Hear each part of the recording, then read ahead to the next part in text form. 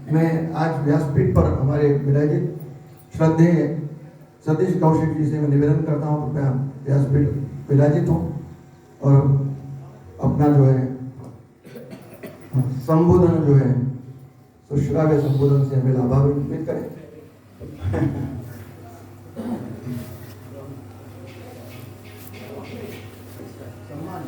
संत सम्मान का आयोजन अभी आ रहे हैं, संत लोग कहेंगे।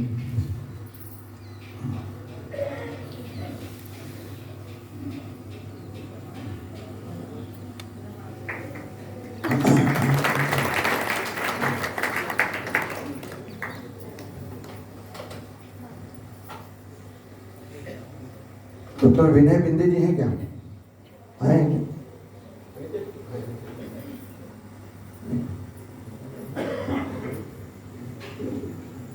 वैभव जी से, वैभव भगत जी से निवेदन कृपया करना चाहिए।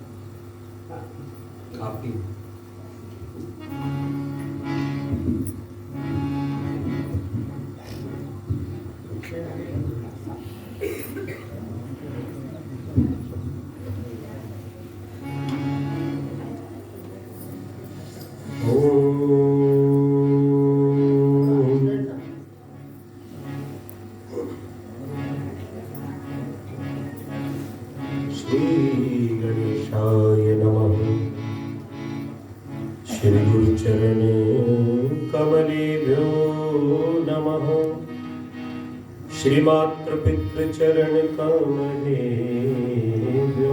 नमः। गजाननं भूतगणाधिसेवितं कपित्थजम्बूफलचारुभक्षणम् उमासुतं शोकविनाशकारकं नमामि विघ्नेश्वरपादपङ्कजम्। सीतानाथ समारम्भं श्रीरामानन्दार्य मध्यमाम् अस्मदाचार्यपर्यन्तां वन्दे श्रीगुरुपरम्पराम्। अतुलितबलधामं हेमशैलावदेहं दनुजवनकृशानं ज्ञानिनामग्रगण्यं सकलगुणनिधानं वानराणामधीशम् रघुपति प्रिय भक्तं वातजातं नमामि। लेख सदा सुख दीन की सहज दया के धाम, जननी जनक सदास के प्रभु श्री सीताराम। जय जय श्री राधा रमण, जय प्रभु नवल किशोर, जय गोपी चित चोर प्रभु, जय प्रभु माखन चोर। सब देवन को द्वार तज, मैं आयो तुम्हारे द्वार। श्री वृषभानु की लाडी, मैं तुम्हें ओर निहार। सियावर रामचंद्र भगवान की, अनंत बलवंत हनुमंत लाल की, सद्गुरुदेव भगवान की जय। जय श्री राधे, जय जय सीताराम। नमः पार्वती पतये, हर हर महादेव। परम मंगलमय परात्पर कारण करुणा वरुणालय वक्त वांछा कल्पतरु, जगतपति जगदाधार प्रभु श्री सीताराम जी के चरणों में बारंबार प्रणाम करते हुए, परम पूज्य श्री सद्गुरुदेव भगवान के चरणों में बारंबार प्रणाम करते हुए, सभी संत विद्वान जन जितने भी यहाँ पे विराजे हैं सभी के चरणों में बारंबार दंडवत करते हुए, और सभी विराजे हुए माताएं बहनें भाई बहन सभी, आप सभी को भगवान की कृपा से हमने और हमारा और आपका जो मिलन हुआ है गुरु महाराज की कृपा से, आप सभी का बहुत बहुत स्वागत है।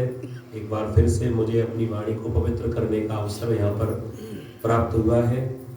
और निसंदेह ऐसा होता है कि कभी कभी 2 महीने पहले से हम रिजर्वेशन कराते हैं और सीट कंफर्म नहीं हो पाती है, लेकिन मैं वो वाला वीआईपी यात्री हूँ जो 2 दिन पहले मेरी सीट कंफर्म हो।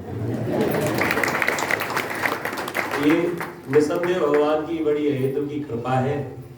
तो कल से ही श्रीमद् भागवत की कथा का भिंड में कार्यक्रम होने जा रहा है, कल से ही प्रारंभ है।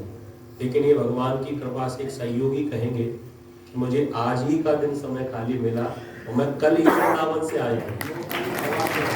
कल वृंदावन से सीधा आपके बीच में आया हूँ और कल फिर राम जी की कथा, ठाकुर जी कथा फिर से।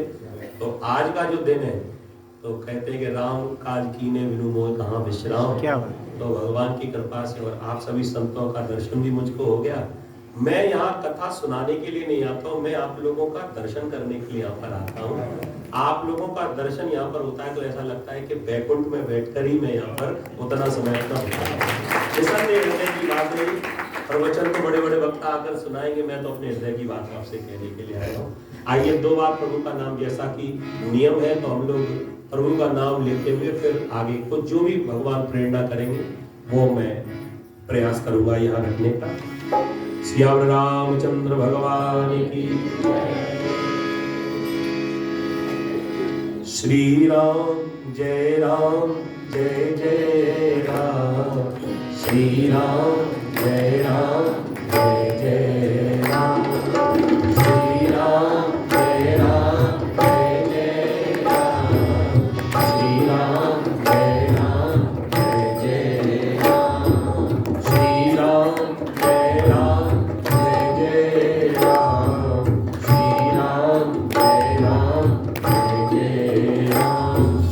श्री राम जय जय राम, श्री राम जय जय राम, श्री राम जय जय राम, श्री राम जय जय राम,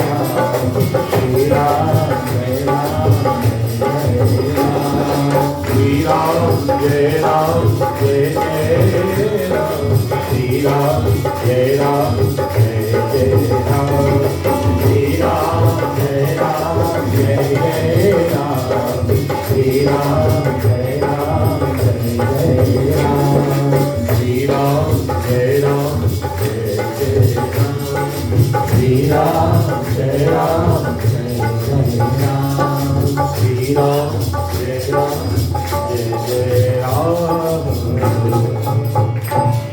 राजा रामचंद्र भगवान की, सभी संत भगवान की, सभी आचार्य वृंदों की जय जय श्री सीताराम, जय जय श्री राधे।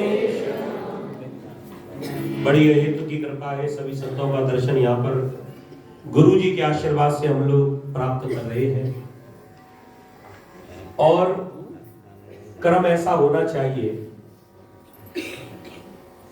कि बड़े बड़े संतों का आगमन और बड़े बड़े आचार्य वृंद यहाँ पर मेरे सभी विराजमान हैं।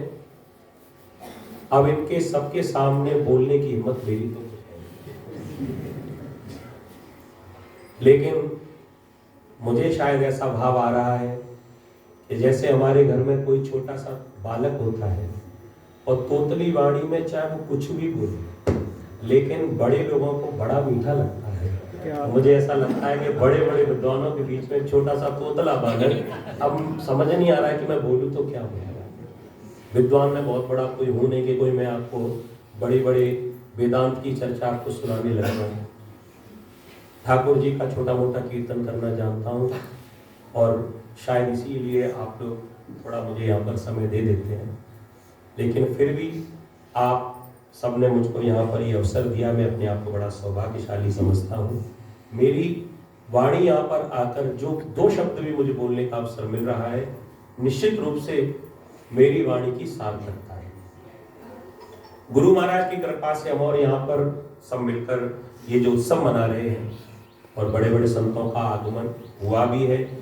आगे भविष्य में अभी 2 दिन 4 दिन तक बड़े बड़े वक्ताओं का, जो देश के विदेशों अंतर्राष्ट्रीय वक्ताओं का और महापुरुषों का, संत जनों का यहाँ पर आगमन होने वाला है। ये भगवान की ही कृपा है, गुरु महाराज की कृपा है। तो 1-2 शब्द मेरे मन में कुछ प्रेरणा रूप में आ रहे हैं, वो मैं आपको सुनाने का प्रयास करता हूँ। संत जन कहते हैं, पद गावत गीत अनेक फिरे, पर वे पद सूर सो स्वाद कहाँ। झांझ मजीरा अनेक बजावे, पर मीरा सो अनुराग कहाँ। श्री राम कथा बहुतों ने कही, पर तुलसी सी मर्याद कहाँ। ऐसे ही नरसिंह बसे हर खम मन में, पर काढ़न को प्रहलाद कहाँ।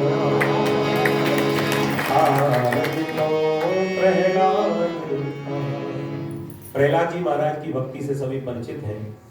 जब पिता ने पूछा कि तेरा भगवान कहाँ है, तो प्रहलाद जी को पहले तो हंसी आई, महाराज कम से कम प्रश्न तो सीधा ही पूछ लेते हैं, कम से कम बुद्धि उल्टी है। जिस बुद्धि में राम नहीं है, जिस बुद्धि भगवान नहीं है, उल्टी बुद्धि है।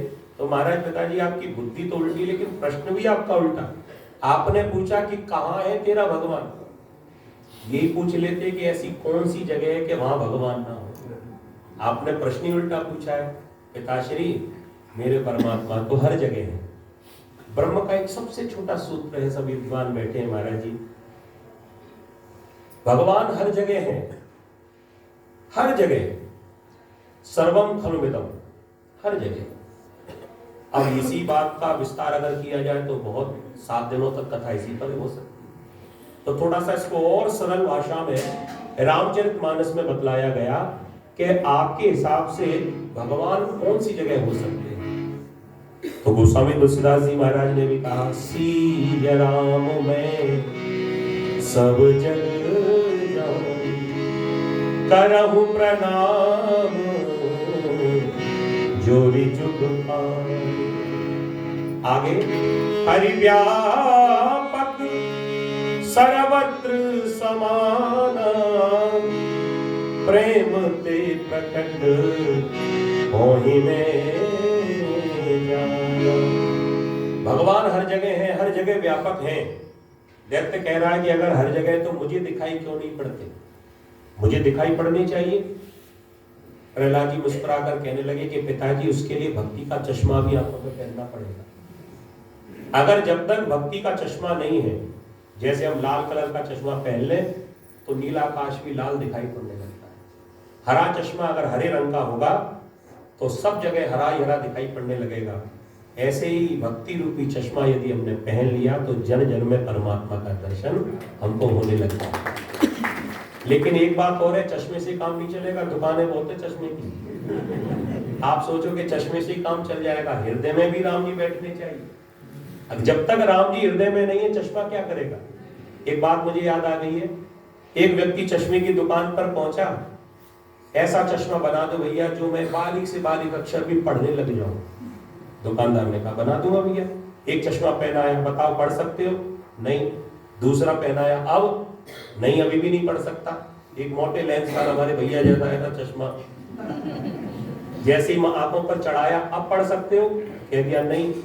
दुकान में जितने चश्मे रखे थे सारे पहना दिए। बेचारा समझ में नहीं आ रहा है, दिखाई दे रहा है, हाँ दिखाई तो सब कुछ दे रहा है लेकिन पढ़ने में नहीं आ रहा है। दुकानदार ने पूछा ये बताओ थोड़े बहुत पढ़े लिखे हो?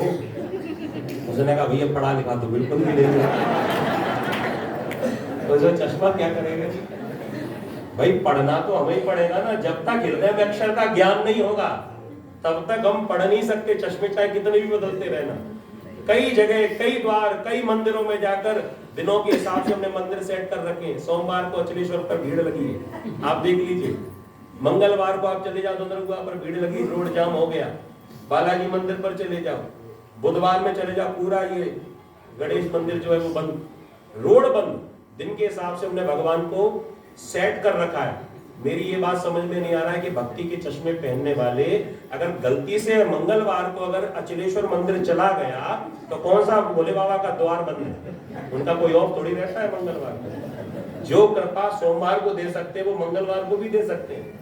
ये हमारी जो भक्ति है, ये चश्मे ही बदलना तो है कि सोमवार को शिव जी की कृपा मिल जाए और हनुमान जी की कृपा चाहिए तो मंगलवार को जाना चाहिए, गणेश जी की कृपा चाहिए तो बुधवार को जाना चाहिए। चश्मे बदलना है, केवल चश्मे बदलना है प्यारे। और चश्मा बदलने से कुछ नहीं होता। एक बार अपने हृदय में जो आपके इष्ट हैं, चाहे प्रभु श्री राम, चाहे भगवान कृष्ण, चाहे जो भी आप जिसको भी जानते हैं, जिसको भी मानते हैं, एक बार अपने हृदय में उनको बिठा दीजिए। वो रोज 7 दिन ही आपको कृपा करते रहे। अपने मन में इस बात का भाव हमें रखना चाहिए। कह दिया कि मेरे भगवान तो सब जगह है। जमाना बदल गया, गोस्वामी तुलसीदास जी महाराज ने भी अपनी रामायण लिख दी, लेकिन अभी भी कुछ ऐसे मूर्ख हैं जिन्हें भरोसा नहीं है। रामायण में लिखा है इस पर भरोसा नहीं, वेदों में लिखा है उस पर भरोसा नहीं। कबीरदास जी से पूछा गया कि आपके हिसाब से भगवान कहाँ हो सकते हैं? वेदों की वाणी हमने सुन ली है, रामायण हमने सुन ली है, बड़े बड़े महापुरुषों से हमने भी सुन लिया है। वो तो यही कहते हैं कि भगवान हर जगह, भगवान हर जगह में तो दिखते नहीं है। आप बताइए आपके हिसाब से कहाँ है भगवान? तो कबीरदास जी महाराज का भी भाव सुन लीजिए। घट घट रमता साइया खाली घटना कोई। हर जगह है लेकिन दिखाई क्यों नहीं देते? घट घट रमता साइया खाली घटना कोई, बलिहारी वा घाट की जा घट पर घट होए। बलिहारी वा घाट की जागट पर गट हो। भगवान हर जगह है, कबीरदास जी भी बता रहे हैं, मैं भी कह रहा हूं, और भी बड़े बड़े भक्तों ने, बड़े बड़े संतों ने, महापुरुषों ने कहा। एक बड़ा पढ़ा लिखा था, अपने ग्वालियर का ही होगा, उसने संतों से पूछा जब संत इकट्ठे हुए, महाराज आपके हिसाब से भगवान कहाँ मिले? सब कहते हैं कि भगवान इधर है, मंदिर में है, कोई कहता है कि भगवान गुरुद्वारे में, कोई कहता है भगवान तीर्थों में, कोई कहता है कि कहीं धाम में चले जाओ वहां भगवान है। तो आपके हिसाब से भगवान कहाँ है? संत जी ने विचार करके कहा कि देखो जी, भगवान तो भक्त के वश में रहते हैं, तुम्हारी मान्यता कहां पर है? जो तीर्थों के पीछे पड़ा हुआ है कि हम तो तीर्थ करने का हमारा बड़ा शौक है, तो भगवान उसे तीर्थों में मिल जाए। और जिसे मंदिर जाने का अगर कोई लत लग गई है कि रोज मैं मंदिर जाऊंगा, भगवान उसी भावना से प्रसन्न हो जाते तो मंदिर में ही प्रभु मिल जाएगी। और भैया जो मंदिर नहीं जा सकता, जो तीर्थों में नहीं जा सकता, क्या उसे भगवान नहीं मिलेंगे? कह दिया बिल्कुल मिलेंगे। जिसके भीतर सामर्थ्य है वो मंदिर में जाकर भगवान को ढूंढ ले, और जो मंदिर नहीं जा सकता तो अपनी भक्ति को इतना प्रबल बना दे कि स्वयं भगवान चलकर उस भक्त के पास चलकर आ जाएंगे। तो भैया घर बैठे उसे भगवान का दर्शन होगा। कह दिया मैं नहीं मानता इन बातों को। क्यों नहीं मानते? कह दिया ये तो सब फालतू बातें लिखी हैं, इन पर हमें कोई भरोसा नहीं है। महात्मा जी समझ गए कि ये बहुत ज्यादा पढ़ा। एक होता है जो पहले माता पिता ने समझा दिया, गुरुओं ने समझा दिया तो मान लिया, फिर उस रास्ते पर चला। ये है भक्त का रास्ता। और बुरा ना मानना भैया, कोई ज्ञान मार्गी भी होते हैं, तो ज्ञान मार्गियों से बड़ा उल्टा पल्ला पड़ जाता है। तो ज्ञान मार्गी पहले मानते नहीं है, पहले प्रैक्टिकल करके दिखाना पड़ता है, उसके बाद में तब मान जाते हैं, जान जाते हैं, तब चलते हैं। तो समझ गए कि भैया ये तो कोई तर्क करने वाला तार्किक कोई भक्त है। महात्मा जी ने पूछा कि चलो कोई बात नहीं बेटा, आप हम आपसे एक बात पूछना चाहते हैं। पूछिए महाराज, क्या पढ़ते हो? कह दिया मेडिकल की पढ़ाई पढ़ रहा हूं। अच्छा, मेडिकल की पढ़ाई पढ़ रहे हो? हाँ। तो ये बताओ बेटा कि जहर खाने से क्या होता है? कह दिया जहर खाने से मर जाता है व्यक्ति। तुमने कितनी बार जहर पिया है? कह दिया मैंने तो नहीं पिया, लेकिन मुझे मालूम है। कह दिया जब तुमने पिया ही नहीं है तो तुम्हें मालूम कैसे है? कह दिया किताबों में लिखा है, हमारे प्रोफेसर्स ने पढ़ाया है, बड़े बड़े विद्वान जनों ने कहा है। आप देख लीजिए कोई भी किताब उठाकर, उसमें लिखा हुआ है। महात्मा जी ने कह दिया मूर्ख कहीं के, संसारियों के साधारण जितने भी हैं, जो पढ़े लिखे, जो दुनिया के स्कूलों में पढ़कर जो विद्वान बन गए, और वो अपनी किताब में लिख रहे हैं कि विष पीने से, जहर पीने से व्यक्ति मर जाता है, तो बड़े बड़े महापुरुषों ने जो अपनी किताबों में लिखा है, वो उन कलयुगी लोगों की बातों पर तो ये भरोसा है, लेकिन जो हमेशा से भगवान की भक्ति में रमे हुए हैं, अपना जीवन ही प्रभु के चरणों में लगा दिया, ऐसे महापुरुषों की वाणी पर तुमको भरोसा नहीं है। एक बार उस पर भरोसा करके तो देखो। अब चर्चा ये मैं कर रहा था कि भगवान यदि हर जगह है तो हमें दिखाई क्यों नहीं पड़ रहे? तो इसका उत्तर संत लोग बतलाते हैं, भगवान तो हर जगह है, घट घट रमता साइया, लेकिन दिखाई क्यों नहीं पड़ रहे हैं? कह दिया दिखाई इसलिए नहीं पड़ रहे हैं, भगवान तो ही बाहर नहीं है। अगर तुम्हारे मन में भावना है, श्रद्धा है, तो भगवान आपके हृदय में भी है। घट में है दिखे नहीं, घट माने अपने भीतर, घट में है दिखे नहीं, नालत ऐसी जिंद, तुलसी या संसार को भयो मोतिया बिंद। अब मोतिया बिंद हो गया, अब सामने कोई व्यक्ति है लेकिन फिर भी दिखाई नहीं पड़ रहा। अब तुम्हें दिखाई नहीं पड़ रहा तो व्यक्ति की कमी है कि तुम्हारी आंखों की कमी है? भाई भगवान तो है लेकिन हमें दिखाई नहीं पड़ रहे, तो इसमें तुम्हारी कोई कमजोरी हो सकती है, क्योंकि तुम्हारी आंखों में काम, क्रोध, लोभ, मोह, अहंकार, ये मत्सरों का पर्दा पड़ा हुआ है, इसलिए तुम्हें परमात्मा होते हुए दिखाई नहीं पड़ रहे हैं। अब बीमारी पता लग गई कि मोतियाबिंद है आंखों में, इसका इलाज कराओ, ऑपरेशन कराओ, ठीक हो जाओगे और तुम्हें दिखाई पड़ने लगेगा। तो बीमारी तो बता दी महाराज, इसका उपाय तो बताते जाओ, बीमारी तो कोई नहीं बता दे, लेकिन उपाय क्या है? तो उपाय आप समझ लीजिए क्या है। सद्गुरु पूरे वेद है, सद्गुरु पूरे वेद है, अंजन है सत्संग, ज्ञान सलाई देते ही कटे मोतिया बिंद। सद्गुरु पूरे वेद है भैया, जिसे क्रोध ज्यादा आता हो, जिसके भीतर विकार ज्यादा हो और फिर भी वो परमात्मा से मिलना चाहता है, क्योंकि संसार में आकर परफेक्ट कोई भी नहीं है भैया।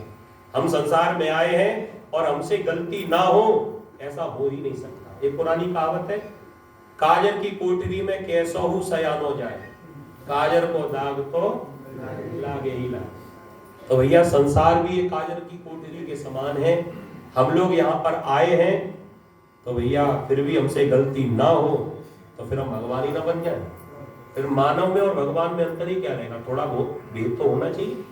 तो हम इंसान हैं, गलतियां हमसे होगी, और संसार में यदि भगवान आते तो भगवान ऐसे हैं जिनसे कभी कोई गलती होती नहीं है। यही अंतर है हमें और भगवान में। और वैसे ज्ञान की अगर दृष्टि से देखा जाए तो सोहम की वृत्ति जो भगवान है सोई हम हैं।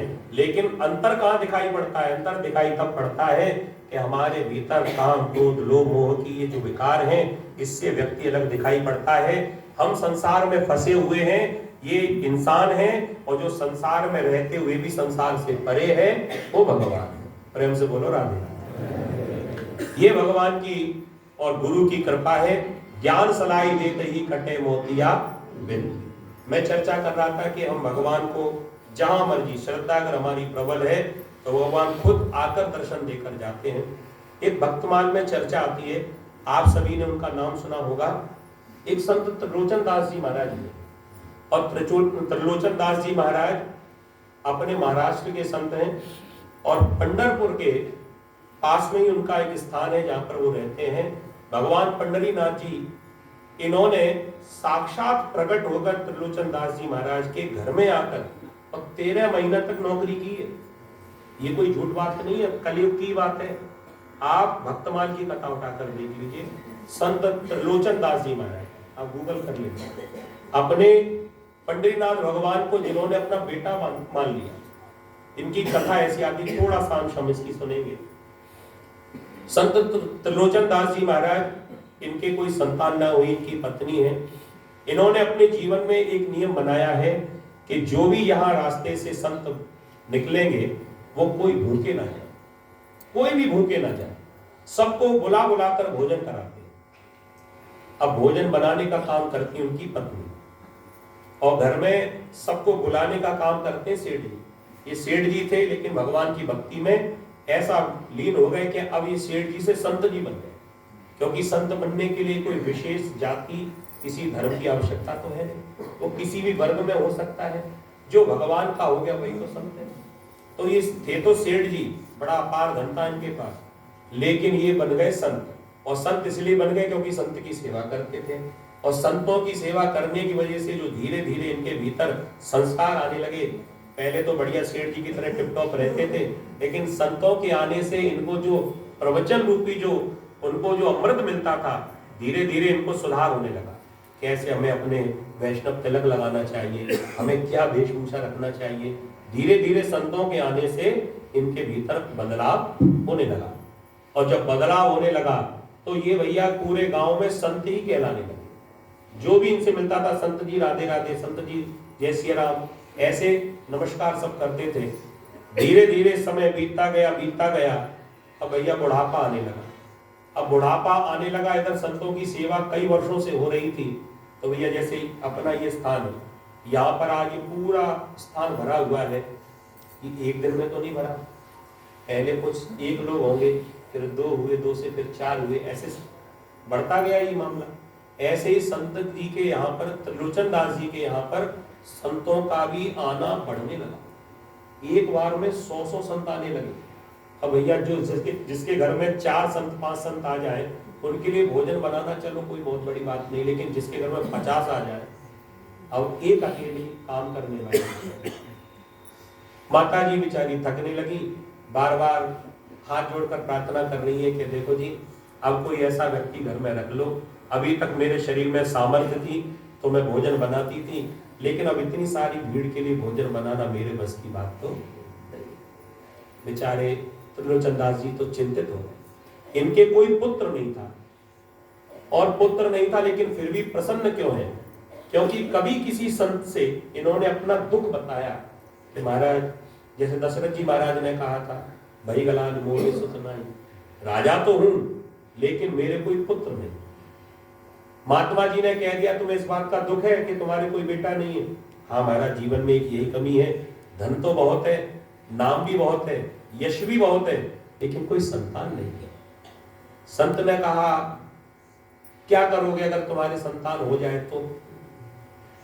कह दिया महाराज, वही तो मेरा नाम बढ़ाएगा, मेरे जाने के बाद वही तो मेरा नाम बढ़ाएगा। महात्मा जी ने कह दिया कोई बेटा किसी पिता का नाम नहीं बढ़ाता, उल्टा रजिस्ट्री पे पिता का नाम कटवा के अपना बढ़वाता है। प्रेम से बोलो राधे राधे। भैया बताओ, किसी ने आज तक नाम बढ़ाया है? कोई नाम नहीं बढ़ाता भैया। पिताजी के नेम प्लेट दरवाजे पर यदि लगी हुई है और पिताजी पधार जाए मैं सच कह रहा हूँ 4 दिन के बाद में वो प्लेट भी हट गई, फिर नए नाम की प्लेट लगती है। तो कौन से बेटे ने पिता का नाम बढ़ाया? ये बात त्रिलोचनदास जी महाराज के मन में बैठ गई। बात तो सही कह रहे हैं। तो महाराज ये मन में जो दुख है ये शांत कैसे होगा? आपने ज्ञान तो दे दिया, लेकिन अब ये मन में जो अशांति है वो कैसे आए? वो अशांति कैसे हटे? मन में शांति कैसे आवे? तो कह दिया जीवन का एक सिद्धांत अपना लो। आप लोगों के भी काम की बात है। जो जीवन में कमी हो, मेरी बात गौर से सुनना, आपके जीवन में कोई भी कमी हो, उस कमी में आप ठाकुर जी को बिठा दो। उस कमी को पूरा करने वाले केवल भगवान ही है। अगर उस स्थान पर भगवान बैठ जाए जो खाली है, फिर आपको जीवन में दूसरी बात की जरूरत रहेगी ही नहीं। कह दिया कि आप तो भगवान पंडरीनाथ को ही अपना बेटा मान लो ना। ये बात संत की बड़ी अच्छी लगी। तब से लेकर आज तक बराबर अपने भगवान को अपना बेटा ही मानकर, प्रभु अब आप ही हमारे सुपुत्र हैं, और बेटे का और पिता का भाव बन गया। आज जब ये संकट पैदा हो गया कि अब पत्नी के पास में इतनी सामर्थ्य नहीं है, वो अब कैसे भोजन बनाएगी, और मैं नहीं चाहता जीवन में कोई नियम शुरू हो जाए। यहाँ पर कई सारे ऐसे भक्त होंगे जिनके पैरों में सामर्थ्य नहीं होगा, लेकिन कई वर्षों से जो कीर्तन में आप लोग आ रहे हो, सच बताओ जब तक आप कीर्तन में नहीं आ जाओगे तब तक आपका मन मानता है?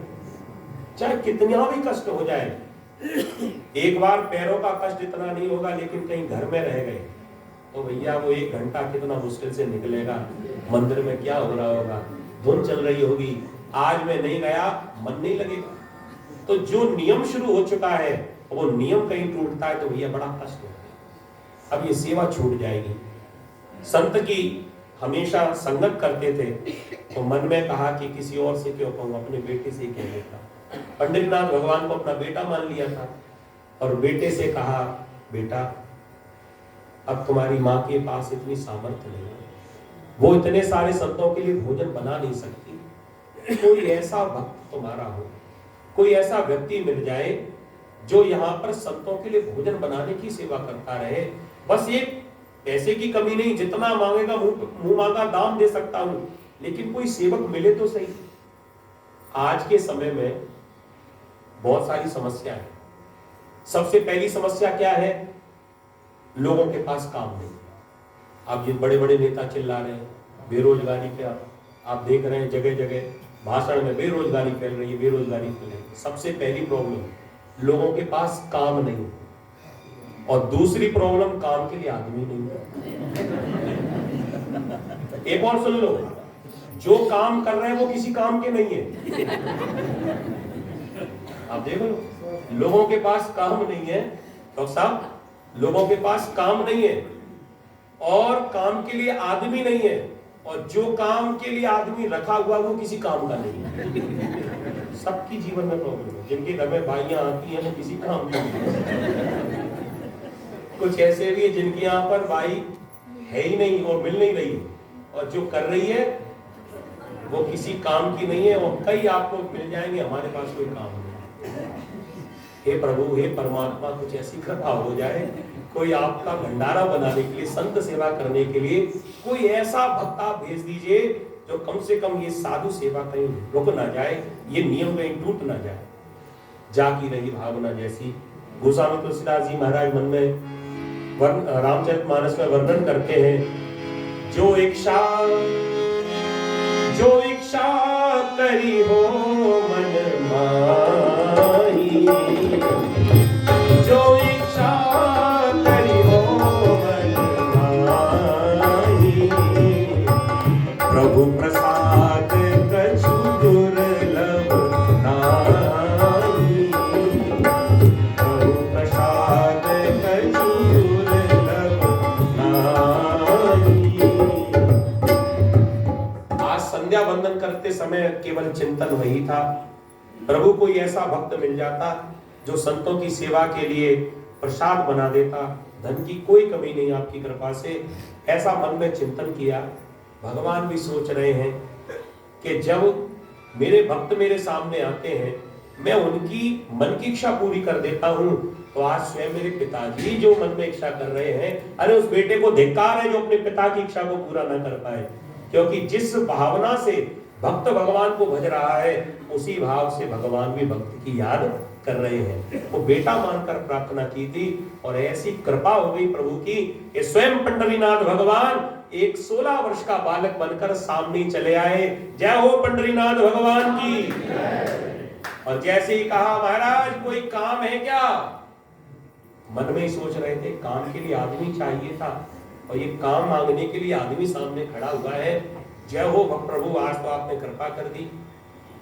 कुछ चाहिए सेठ जी? कोई काम ढूंढ रहा हूं, अगर आपके घर में कोई काम हो तो काम कर सकता हूं। सेठ जी ने पूछा भैया तुम्हारा नाम क्या है? पहले आधार कार्ड तो जमा करवा लो। नाम क्या है तुम्हारा? भगवान ने कहा मेरा नाम है अंतर्यामी। अब बात तो सही है, अंतर्यामी है भगवान, झूठ काहे को बोले? मेरा नाम है अंतर्यामी। अच्छा अंतर्यामी है, हाँ बड़ा सुंदर नाम है, आज तक हमने ऐसा नाम तो सुना नहीं। भगवान ने मन में सोचा अपने जैसा कोई है भी तो नहीं, अपने जैसा कोई दूसरा कहाँ है? मेरा नाम अंतर्यामी है।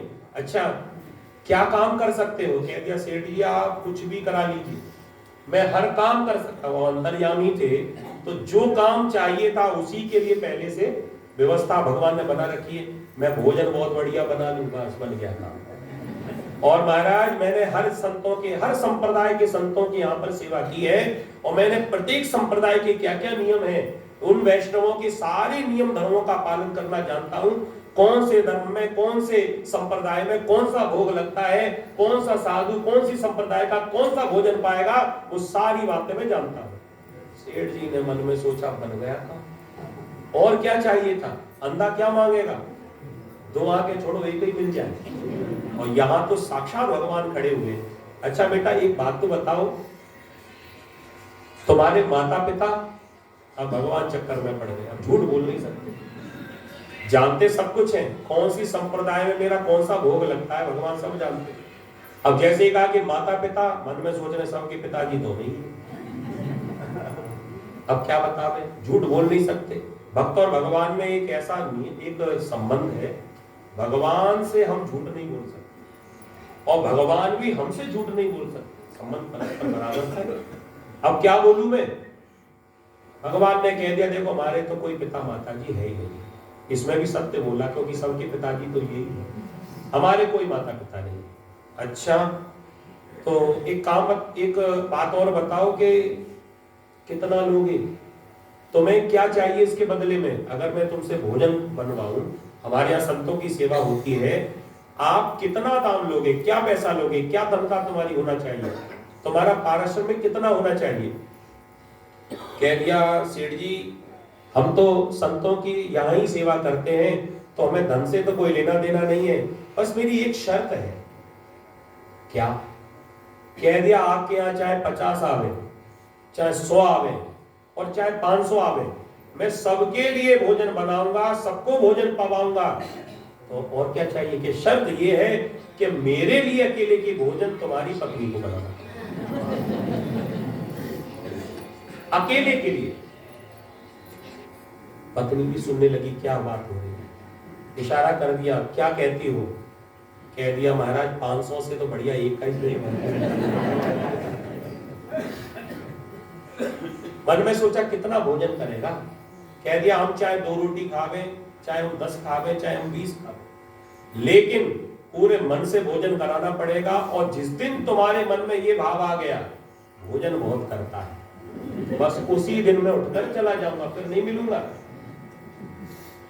माताजी ने मन में सोचा 16 साल का है, ज्यादा से ज्यादा ही ज्यादा खाएगा तो 15 खा लेगा, 20 खा लेगा मैं तो कहूँ, लेकिन जो 100 संत आ रहे हैं उनके लिए तो कम से कम यही भोजन बनाए।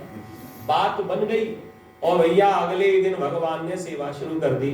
और संत जैसे ही घर में आए तो 50 संतों का जैसे ही मेला लगा तो भगवान को क्या, जिसकी भ्रकुटी विलास से पूरा संसार तहस नहस हो सकता है और बन सकता है, भोजन बनाने में कितनी देर लगेगी? चुटकी बजाते ही रिद्धि सिद्धि कार्य करने लगी। और बढ़िया जो संत जिस संप्रदाय का और जैसे उसका मार्ग उसी हिसाब से पत्तल, उसी हिसाब से भोजन, वो ही सारी व्यवस्था है। आनंद आ गया और संत के सेठ जी के यहाँ पर धन की तो कमी नहीं थी, चकाचक उनकी खूब सेवा हो रही है। धीरे धीरे धीरे धीरे अब तो और भीड़ बढ़ने लगी। कहाँ 50 आते थे, अब 100 आने लगे। स्वयं भगवान ही भोजन बना रहे होंगे तो विचार करो क्या स्वाद आएगा। उन्होंने भी जाकर दूसरों से कह दिया भैया संत सेवा तो त्रिलोचन दास जी की यहाँ हो रही है, आप वहां चलिए। तो जो कोई इधर उधर जा रहा था, जीर्ण माता वगैरह, तो वो भी प्रेम से बोल राधे राधे, तो वो भी सब आ गए यही घूम फिर कर। त्रिलोचन दास जी महाराज के यहाँ तो 500 संतों का आगमन होने लगा। अब तो भीड़ बढ़ने लगी, भगवान सबको भोजन पवा रहे हैं। लेकिन जब सारे संत चले जाते हैं उसके बाद में कंधे पर अपनी साफी घुमाते हो, माता जी अब आ जा। अब भगवान चकाचक भोजन करते हैं, भगत के वश में है भगवान। भक्तों के हाथ से भगवान भोजन पाते हैं, सबको खिला सकते हैं। आपने कहीं ना कहीं सुना होगा भगवान दुनिया के प्रत्येक जीव को भोजन कराने के बाद तब तृप्त होते हैं, तब भोजन करते हैं। तो भगवान ऐसे सारे संतों को खिलाने के बाद और तब बैठ जाते हैं। मैया बेचारी रोटी, भगवान खाते जाएं, भक्त के हाथ का बड़ा स्वाद। और एक और बात, माताएं इस बात से एग्री करेंगी, हम चाहे कितना भी अच्छा भोजन बनाएं उसमें स्वाद नहीं है, लेकिन कोई हमें गरम गरम लाकर खिलाता है उसमें बड़ा स्वाद है। भगवान सबको खिला सकते हैं, लेकिन खुद के लिए भगवान के पास व्यवस्था नहीं। माता जी भोजन कराए, 4 रोटी 5, एक बार में 15-15 रोटी खा। भगवान की सेवा चलती रही और सेठ जी तो इतने प्रसन्न हो गए। घर घर में आज इनके घर में इतना मेला लगने लगा और भैया जो चिंता थी वो चिंता अपने आप मुक्त हो गए और धीरे धीरे जो बुढ़ापा था वो बुढ़ापा गायब होने लगा। आपको क्या लगता है कि क्रीम से फेस पर चमक आती है, फेयर लवली लगाने से आती है? अरे भैया जिसे चिंता नहीं है बस उसी के चेहरे पर ये चमक है ना। और ये चमक आएगी है, हम लोग सब गाते हैं, मैं तो भूल गई सब कुछ कहना, तेरी याद में रोवत है नैना, ये चमक ये दमक फूल बन मामा, ये चमक ये दमक फूल बन मामा, सब कुछ सरकार तुम्हीं से है, ये चमक ये दमक फूल बन मामा, सब कुछ सरकार तुम्हीं से है, ये चमक ये दमक फूल बन मामा, सब कुछ सरकार तुम्हीं से है, ये चमक ये दमक फूल बन मामा, सब कुछ सरकार तुम्हीं से है, ये चमक ये दमक फूल बन मामा, सब कुछ सरकार तुम्हीं से है, इटला के पवन झूमे सैया के चरण, इटला के पवन झूमे सैया के चरण, बगियन बाबा तुम्हीं से है, बगियन बाबा तुम्हीं से है, मेरे सुख दुख की रखते हो खबर, मेरे सुख दुख की रखते हो खबर, सर पर साया तुम्हारा है, मेरे सर पर साया तुम्हारा है, मेरी मैया के केवल हार तुम्हीं, मेरी मैया के केवल हार तुम्हीं, सब मेरा बेड़ा पार तुम्हीं से है, मेरा बेड़ा पार तुम्हीं से है, ये चमक ये दमक फूल बन मामा, सब कुछ सरकार तुम्हीं से है। और समर्पण, मेरा दिल ले लो मेरी जान ले लो, मेरा दिल ले लो मेरी जान ले लो, मेरा तन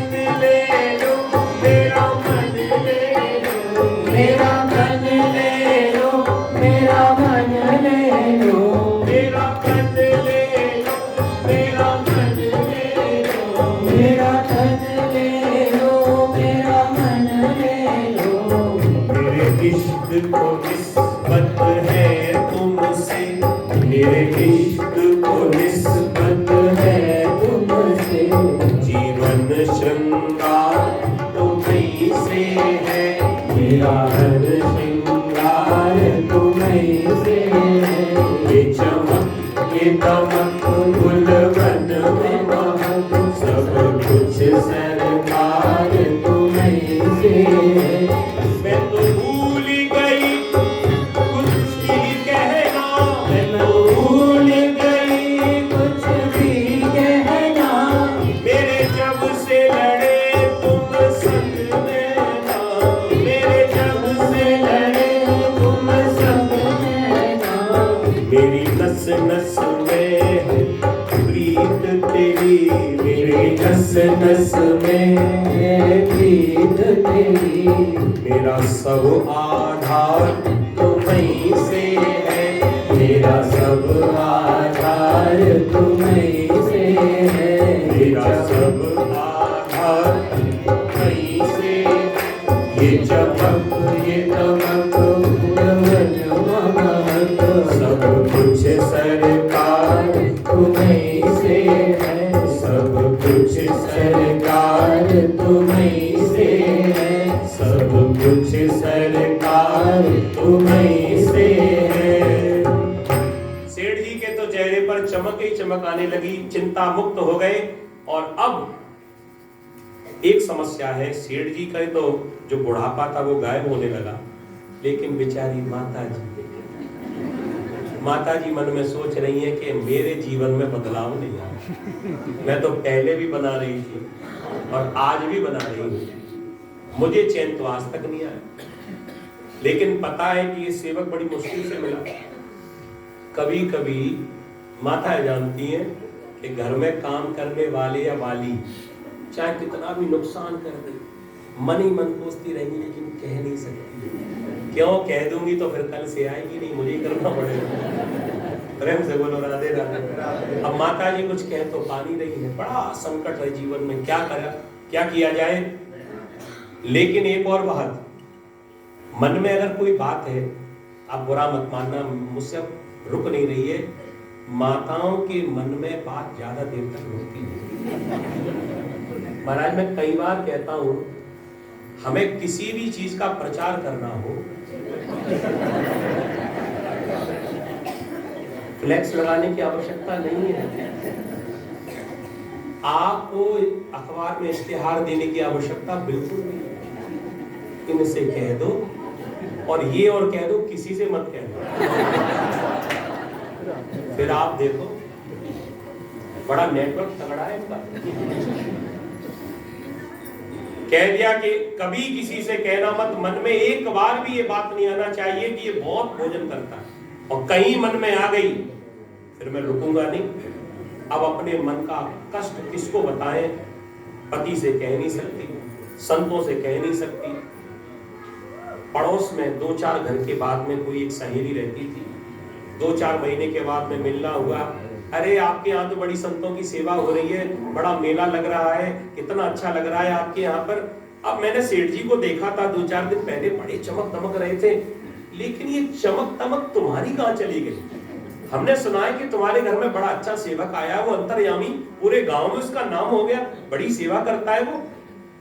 अब बहन कहा बताऊं, जो भीतर की बात थी, कष्ट था, मन में सोच रही है, घर में तो कह नहीं सकती, कम से कम वो कष्ट इधर तो बताऊं। वो तो सेवा खूब करता है, अब सेठ जी को क्या चिंता है, सारी चिंता तो अंतर्यामी ने ले ली है, उन्हें कुछ करना थोड़ी पड़ता है, तो करना तो आपको भी नहीं पड़ता होगा। कह दिया नहीं और किसी के लिए नहीं करना पड़ता, तो वो अंतर्यामी जो आया है उसके लिए भोजन मुझे ही बनाना पड़ता है। बहन कहा बताऊं, 15-15 रोटी खाता है, कितना बनाऊं? बस अब अंतर्यामी तो सच के ही अंतर्यामी थे, उन्हें लगा था कि कोई सुनेगा नहीं, और वहां भगवान घट-घट में समाये हुए, और तुरंत माता जी की बात को सुन लिया। भगवान की शर्त यही थी कि कभी भी कोई मन में शंका नहीं होना चाहिए, शंका हो गई तुरंत मैं चला जाऊंगा। और आज संत भगवान वहां पर विराजे हैं, भोजन प्रसादी तैयार हो ही रही थी, इतने में जो मन की बात थी अपनी सहेली को बताई, और आज हमारे अंतर्यामी भगवान अंतर्ध्यान हुए। अंतर्यामी भगवान अंतर्ध्यान हुए, सारे संत महात्मा बैठे कीर्तन कर रहे हैं, लेकिन अब पत्तल शुरू नहीं हो रही, पंगत शुरू नहीं हो रही है। पूरे घर में ढूंढा गया, सेठ जी कह रहे अंतर्यामी कहाँ गया, अंतर्यामी कहाँ गया, कहीं भी अंतर्यामी दिखाई नहीं पड़ रहे हैं। बड़ी अफरा तफरी मच गई, सारे संत वहां पर दरवाजे पर विराजे हुए हैं। महाराज कितनी देर और लगेगी, बस ठाकुर जी का भोग लगने ही वाला है। अब वो तो कह रहा है लेकिन अंतर्यामी तो है ही नहीं, कौन सेवा करे। चारों तरफ जब ढूंढवाया, कहीं भी अंतर्यामी ना मिला, तो सेठ जी ने अपनी पत्नी से कहा तुमने कुछ कह तो नहीं दिया था उससे? अरे मैंने कुछ नहीं, याद करो शायद आगे पीछे कभी कह दिया। आगे पीछे तो आगे तो नहीं, लेकिन पीछे जरूर कहा था। पीछे जरूर कहा था। क्या कहा था? अरे मैंने घर में कुछ नहीं कहा, वो 2 घर बाद वो पड़ोस में जो रहती हैं उनसे मैंने कह दिया था भोजन बहुत करना है। ओहो, यही तो उसकी शर्त थी कि कितना भी खाए उसको कोई रोकना टोकना मत। अब अंतर्यामी चला गया, इतने सारे भक्तों की संतों की सेवा कौन करेगा? कह दिया हे परमात्मा, तो आज बात खराब हो रही है, अब क्या करूं? भगवान के सामने, पंडरीनाथ भगवान के सामने साष्टांग प्रणाम करके कहा प्रभु आप ही ने अपना भक्त भेजा था, आज हमारी श्रीमती जी से एक छोटा सा अपराध बन गया है। प्रभु कहाँ चला गया है वो, उसे अगर वापस अगर नहीं आया तो आज मेरी बात खराब होगी। जाएगी लाज तिहार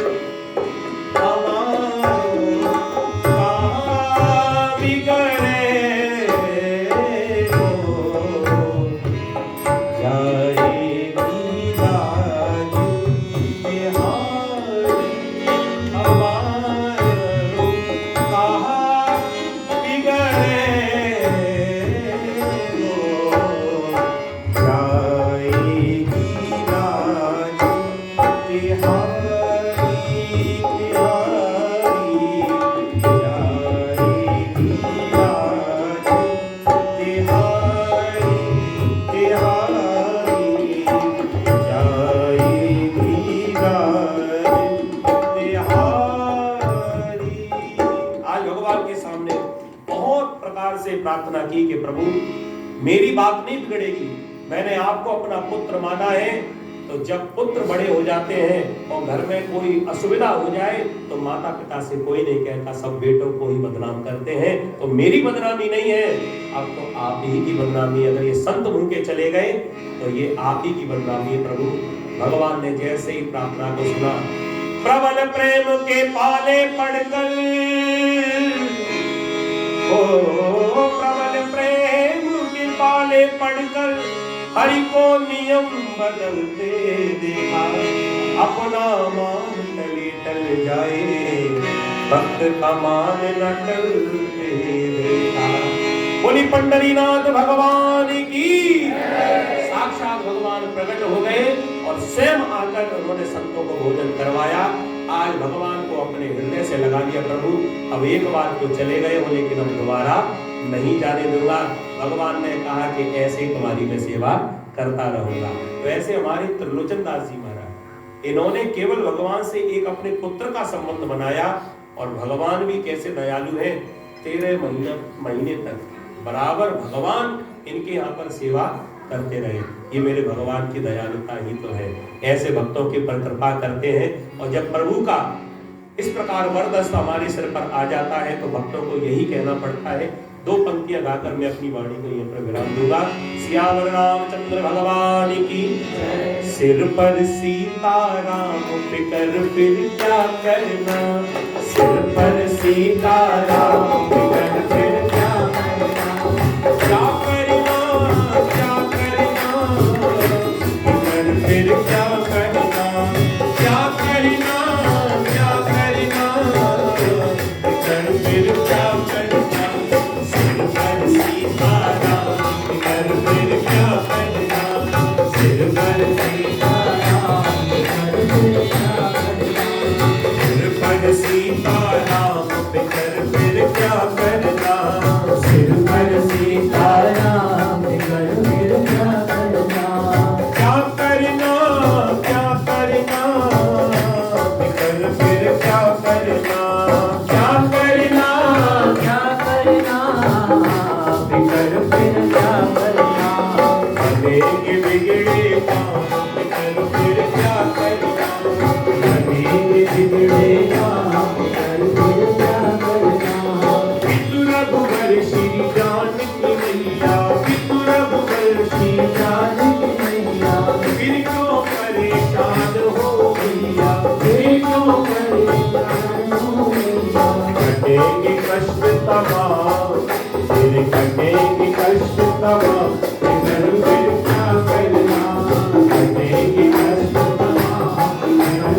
क्या करना, सिर पर सीताराम कर फिर क्या करना, सिर पर सीताराम कर फिर क्या करना। जो जन राम कथा सत्संगी, जो जन राम कथा सत्संगी, जो जन राम कथा सत्संगी, जो जन राम कथा सत्संगी, उनके सहायक श्री बजरंगी, उनके सहायक श्री बजरंगी। अतुलित बल के धाम कर फिर क्या करना, अतुलित बल के धाम कर फिर क्या करना, सिर पर सीताराम कर फिर क्या करना, सिर पर सीताराम कर फिर क्या करना। अगर प्रभु मनमानी करोगे, अगर प्रभु मनमानी करोगे, अगर प्रभु मनमानी करोगे, अगर प्रभु मनमानी करोगे, नहीं शरणागत पीर हरोगे। नहीं शरणागत पीर हरोगे। ये भक्त ही हो सकते हैं जो भगवान को भी चैलेंज कर सकते हैं, भगवान को भी धमकी दे रहे हैं। नहीं, अगर प्रभु मनमानी करोगे, अगर प्रभु मनमानी करोगे, नहीं शरणागत पीर हरोगे, नहीं शरणागत पीर हरोगे। होगे खुद ही बदनाम, होगे खुद ही बदनाम, कर फिर क्या करना, सिर पर सीताराम कर फिर क्या करना, क्या करना, क्या करना, कर फिर क्या करना, क्या करना, क्या करना, कर फिर क्या करना। कहेंगे कष्ट तमाम कर फिर क्या करना, कहेंगे कष्ट तमाम, कर फिर क्या करना। सिर पर सीताराम कर फिर क्या करना, सिर पर सीताराम कर फिर क्या करना। कर फिर क्या करना, कर फिर क्या करना, कर फिर क्या करना। सियावर रामचंद्र भगवान की जय। भगवान की कृपा से दो शब्द मैंने आपके सामने रखे। जब भगवान हरि अवतार लेकर ध्रुव जी महाराज के सामने आए तो ध्रुव जी बालक 5 वर्ष के थे और समझ में नहीं आ रहा था। गुरु जी ने ये तो कह दिया कि भगवान आ जाएंगे, उनको प्रणाम कर लेना, लेकिन ये नहीं बताया था कि उनसे कहूंगा क्या।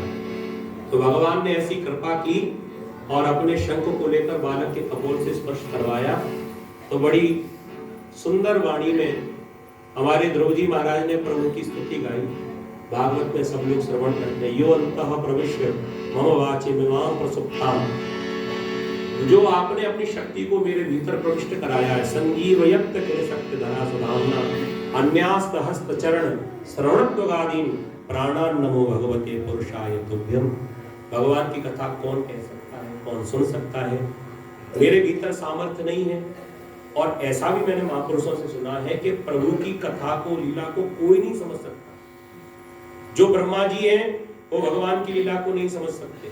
जो लक्ष्मण जी हैं 24 घंटे राम जी के साथ में रहते हैं, लेकिन जो कछु चरित रचा भगवाना लक्ष्मण हुए मरम न जाना। लक्ष्मण जी को भी पता नहीं चला। ब्रह्मा जी जो उनके नाभि कमल से प्रकट हुए हैं, ब्रह्मा जी को भी पता नहीं चला कि ये साक्षात भगवान है। ये कैसा भगवान है? वृंदावन की घटना, जो दूसरे की जूठन चाट रहा है, ये भगवान नहीं हो सकता। तो स्वयं ब्रह्मा जी जिनकी लीला को नहीं समझ सकते, लक्ष्मण जी जिनकी लीला को नहीं समझ सकते, तो मेरी सामर्थ्य नहीं है मैं उनकी लीला आपको समझा पाऊं। और बुरा न मानना, श्रोता की भी सामर्थ्य नहीं है कि भगवान की लीला को समझ सके। तो स्वयं भगवान ही हृदय में आकर यू अंतः प्रविश्य मनो वाचे विमां प्रसुप्तां, स्वयं परमात्मा हृदय में आकर वक्ता से बुलवाते हैं और भगवान ही हृदय में बैठकर श्रोता के कानों से श्रवण करवाते हैं। और तो मैं जानता नहीं, परंतु वृंदा जी महाराज मेरे साथ बैठे हैं, बहुत बहुत मैं प्रणाम करता हूँ। आचार्य श्री भरत जी महाराज मेरे सामने बैठे, मैं बालक की तरह मुझे स्नेह करते हैं, मैं इनको बारंबार चरणों प्रणाम करता हूँ। और भी संत महंतों के, हमारे श्री आदरणीय मनीष जी महाराज और भी संत भगवान, सभी के चरणों में बारंबार नाक रगड़ के मैं प्रणाम करता हूँ। और भैया अगर इसमें कुछ त्रुटियां रह गई हो तो कोई बात नहीं, इमरजेंसी वाला हूँ ना।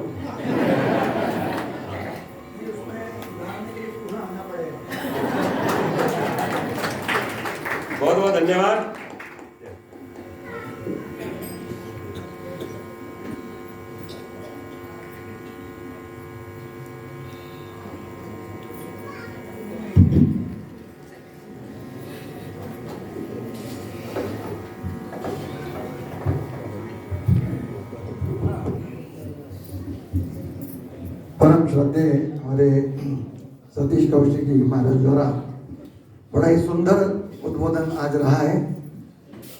जैसा कि आप लोग सभी जानते हैं, एक विशिष्ट उत्सव हमारे यहाँ मनाया जा रहा है। इस विशिष्ट उत्सव का जो अगला भाग है वो अब संत सम्मान समारोह यहाँ पर आयोजित होगा।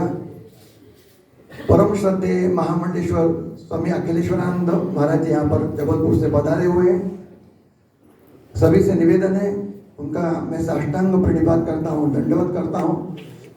और एक भी लाइन में उनका परिचय मैं देना चाहता हूँ। मुझे ग्वालियर के लिए उन्हें हैं, वो गोविंद देवगिरी और अवधेशानंद जी के गुरु भाई हैं। परम श्रद्धेय महाराज जी का इस मठ पर, इस परंपरा पर बड़ा ही स्नेह प्रेम रहा है। साथ में हमारे सज्जनगढ़ भी हम लोग सब साथ में थे और महाराज जी के आश्रम में भी 7 दिन तक समर्थ रामदास जी महाराज की चरण पादुकाओं का आगमन था। हमारा निवास वहाँ पर था। उस सान्निध्य का करुणामय दृष्टि से आज उनका यहाँ पर आगमन हुआ है। सहज सरल स्वभाव के महाराज जी। परम श्रद्धेय हमारे मनीष महाराज हैं, कृष्णानंद महाराज जी हैं, हमारे पागे काका तो हैं, संत रमेश लाल जी महाराज हैं। और ग्वालियर की विद्वत सभा का भी जो आज ये रामधुन का सत्संग हम लोग करते हैं, सहजता से सरलता से किसी भी समय हमारे ग्वालियर के प्रबुद्ध सारे बड़े बड़े जो वक्ता हैं, हमारे भरत शास्त्री जी हुए, हमारे सतीश जी कौशिक जी महाराज, ऐसे इमरजेंसी में आरएसी में भी आ जाते हैं वो। ये कितनी बड़ी विशाल दृष्टि है, ये सहज दृष्टि है, सरल दृष्टि है। इन सबका जो है आज वंदन होगा। इस वंदन को आगे बढ़ाने के लिए, संचालन के लिए हमारे बीच में हमारे साधक अंशुमान जी को मैं आमंत्रित करता हूँ, वे यहाँ आए और संचालन द्वारा क्रम को आगे बढ़ाएं। एक हमारी मठ की और गुरुदेव की परंपरा रही है, समय की कुछ मर्यादा रहती थी, लेकिन आज थोड़ा सा विलंब हुआ है 15 मिनट का, इसके लिए मैं क्षमा प्रार्थी हूँ।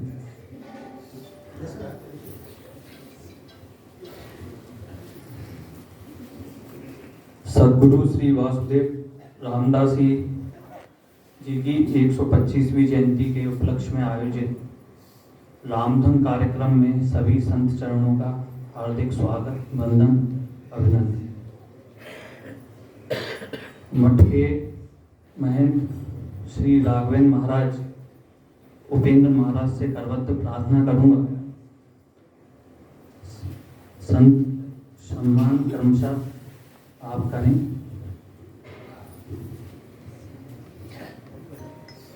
समन्वय आश्रम जबलपुर से पधारे हमारे बीच महामंडलेश्वर परम पूज अखिलेश्वरानंद गिरी जी महाराज,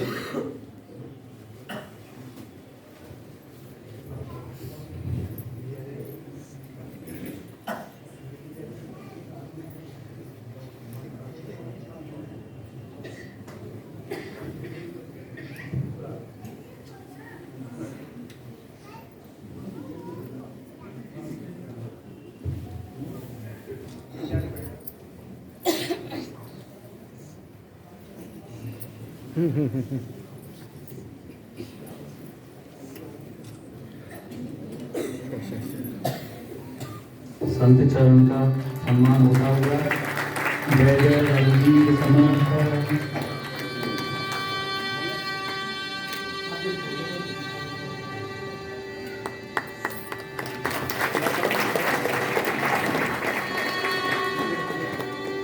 अगले क्रम में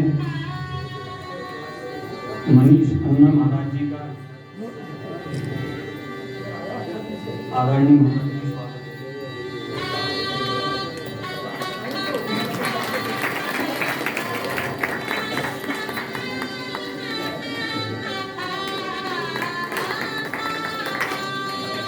अखंड परम धाम आश्रम से स्वामी कृष्णानंद जी महाराज जी का पूज्य स्वामी जी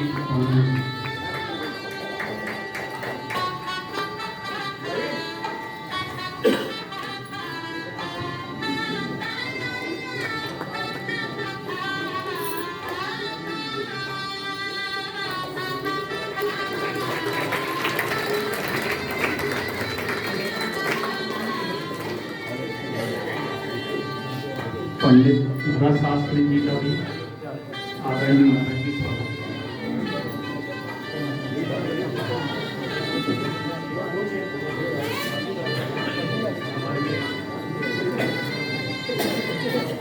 खुर्ची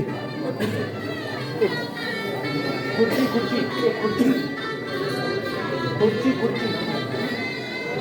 बीच में बड़ी सौभाग्य का विषय है, संत कृपाल सिंह जी महाराज भी हमारे कुर्सी पधारे हैं।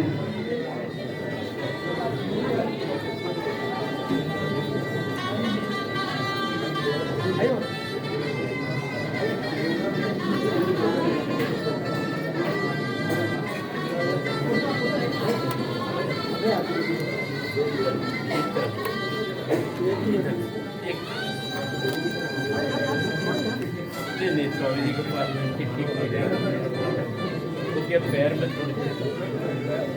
आदरणीय महाराज जी से सर्वत्र प्रार्थना है, संत कृपाल सिंह जी का स्वागत करें। महाराज जी का स्वागत।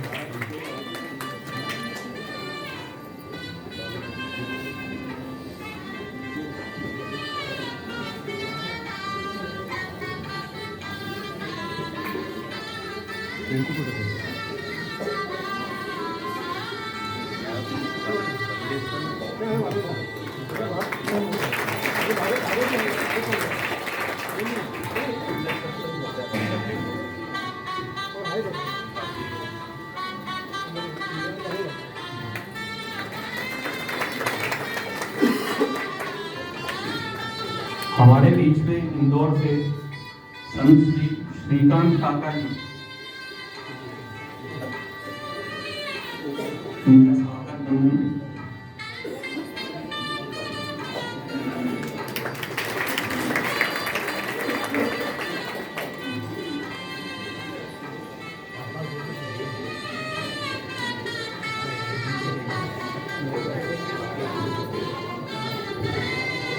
ये जो अनुष्ठान चल रहा है वर्षों भर से, उसके परम श्रद्धेय मार्गदर्शन हमारे बाकी काका ही हैं, जो सारे उत्सव में जो स्वयं लोग हैं उन्होंने उन्हें उपस्थित लेकर इस अनुष्ठान को संपन्न कराया है। दादाजी धाम से पधारे हुए महामंडलेश्वर रामेश्वरानंद जी दादाजी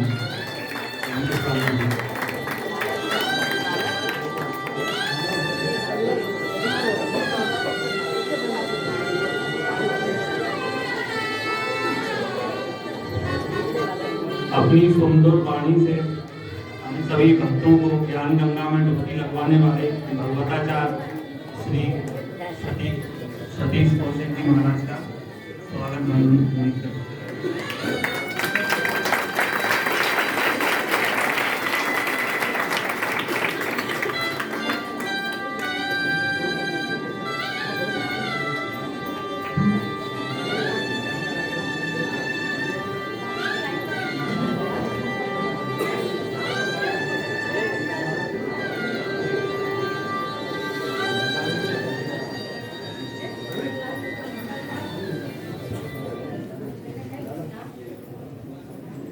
अगले क्रम में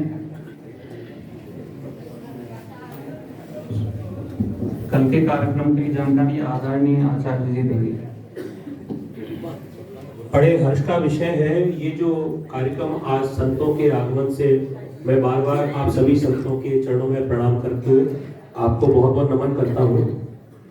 और कल दोपहर 2 बजे से हमारे मलुक पीठाधीश्वर, सब लोग आप परिचित हैं, मुझे बताने की आवश्यकता नहीं है, मलुक पीठाधीश्वर स्वामी राजेंद्र दास जी महाराज कल हमारे यहाँ इस मठ में आएंगे और दिन में 2 बजे से इस कार्यक्रम का 2 बजे से 3 बजे तक का, हम लोग बड़े सौभाग्यशाली हैं। आज ऐसा लग रहा है कि पूरा अयोध्या धाम ही ग्वालियर बन चुका है।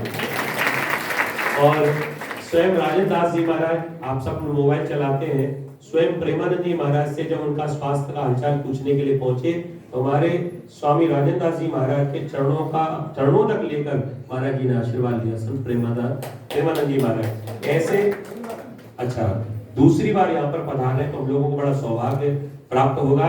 और एक और मैं विभूति के बारे में आप लोगों को बताना चाहता हूँ। हाँ, शाम 5 बजे, साय 5 बजे द्वितीय सत्र में स्वामी राम कृपाल त्रिपाठी जी महाराज वृंदावन से और ये राम कृपाल त्रिपाठी जी महाराज, अब मैं इनका परिचय अपने मुंह से तो नहीं दूंगा, लेकिन वो यहाँ पर जब उपस्थित हो जाएंगे और उनकी वाणी से जो मोती यहाँ पर झलकेंगे तो आप लोग खुद उनको समझेंगे कि वास्तव में ये विभूति कौन है। मैं छोटा सा परिचय आप लोगों को देना चाहता हूं कि हमारे वृंदावन में एक नहीं सैकड़ों बड़े बड़े जो वक्ता आज बड़े बड़े पद पर बैठे हुए हैं, हमारे स्वामी श्री राम कृपाल त्रिपाठी जी के पढ़ाए हुए ही सारे उनके स्टूडेंट हैं, सारे उनके पढ़ाए हुए बच्चे हैं उनके, और आज बड़े बड़े स्थानों पर जाकर, चाहे वो हमारे पूज्य ठाकुर जी के जो इंद्रेश उपाध्याय जी हों, हमारे मृदुल शास्त्री जी के पुत्र गौरव शास्त्री जी हों, हमारे बड़े बड़े संत जो हैं, हमारा आदरणीय शिवानंद जी महाराज हमारे वृंदावन में जो बड़े बड़े जो कॉलेज वहां पर जो चल रहे हैं उनमें जो बच्चों को जो वेद का जो शास्त्रों का जो ज्ञान देने वाले ऐसे शिवानंद जी महाराज भी त्रिपाठी जी के शिष्य हैं, तो बहुत बड़ी विभूति है। और वास्तव में जो उनका प्रवचन होगा, उनका प्रवचन सुनने के लिए बड़े बड़े लोग समय मांगते हैं, और हम लोग गुरु जी की कृपा से कितने भाग्यशाली हैं कि वो स्वयं ही ज्ञान का भंडार चलकर हम लोगों के बीच में आ रहा है। तो आप लोग जरूर इस सत्र को आप वहां पर आए, अटेंड करें, और महाराज जी का जो प्रवचन है वास्तव में आप उनको श्रवण करें, और ये आपके जीवन का बहुत ही ऐसा समय माना जाएगा कि वास्तव में कि जो 1 घंटा हमने उनको सुना है, ऐसा लगता है कि माने घंटों उनको सुनते ही जाए। ऐसा मैं निवेदन आप सभी से करूंगा। लेकिन ये सौभाग्य मुझे प्राप्त नहीं होगा क्योंकि कल मुझे सुबह कथा के लिए निकलना है, लेकिन जितनी सेवा रही उतना मैं आप सभी का बहुत बहुत पुनः धन्यवाद करना चाहता हूँ।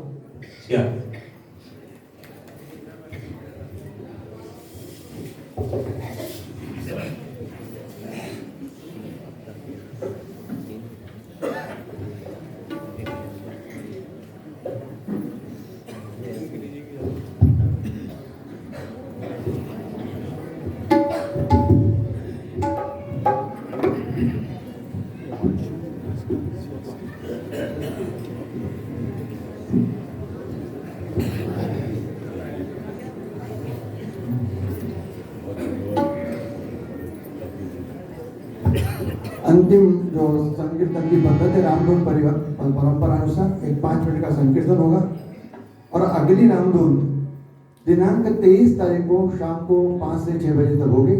ये पाक्षिक रामधुन है, और ये रामधुन परिवार आप लोग सब देख रहे हैं। ये अगली रामधुन ठीक 5 से 6 बजे तक होगी।